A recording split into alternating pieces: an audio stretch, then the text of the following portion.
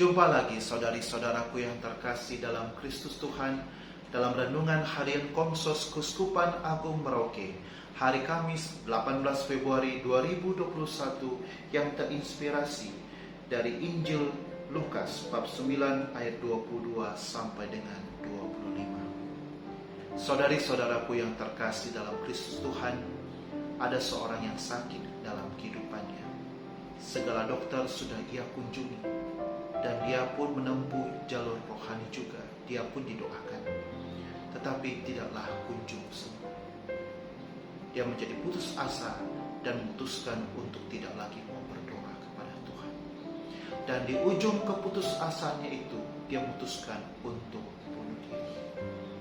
Tapi ketika hendak melakukan aksi bunuh dirinya itu, dia pun disadarkan bahwa apa yang hendak ia lakukan sungguh menunjukkan dosa yang besar di hadapan Tuhan.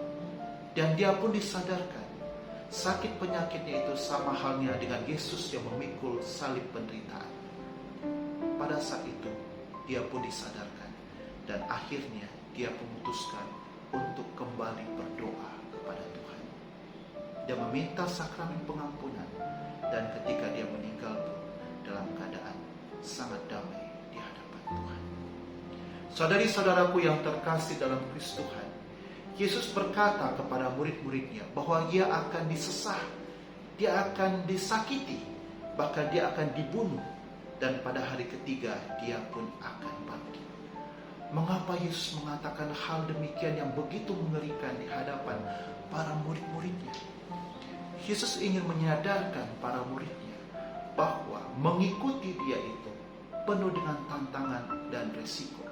Dan Yesus mengatakan hal demikian untuk menyiapkan batin, mental dari para murid untuk siap melihat apa yang akan Yesus alami.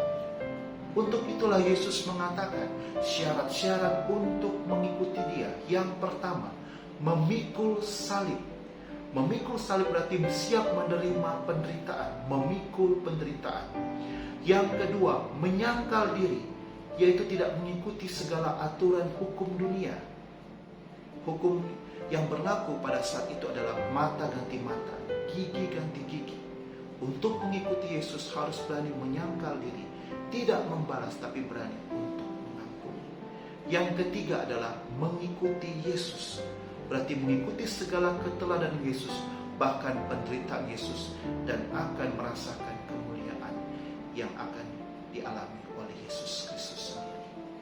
Saudari-saudaraku yang terkasih dalam Kristus Tuhan, untuk itulah upah bagi mereka yang mengikuti Yesus itu akan mengalami kehidupan, akan mengalami keberuntungan, sama halnya diwartakan dalam bacaan pertama. Menolak Yesus, tidak menerima Yesus, berarti akan mengalami kematian dan akan mengalami kecelakaan dan kutuk. Saudari-saudaraku yang terkasih dalam Kristus Tuhan, dalam kehidupan ini ada begitu banyak penderitaan dalam kehidupan ini. Entah sakit penyakit, permasalahan, pergumulan, bahkan perkawinan yang terjadi perselingkuhan di antara suami dan istri. Saudari-saudaraku yang terkasih dalam Kristus Tuhan, jika saat ini Anda mengalami sakit yang tidak kunjung sembuh, jika saat ini Anda mengalami banyak masalah dalam kehidupan ini, jika saat ini Anda mengalami pelbagai pergumulan dalam kehidupan ini, jika saat ini Anda mengalami perkawinan, mengalami perselingkuhan, entah suami, entah istri, pada saat ini engkau sedang memikul salib bersama dengan Kristus. Setialah pada salib itu dan tetaplah berdoa.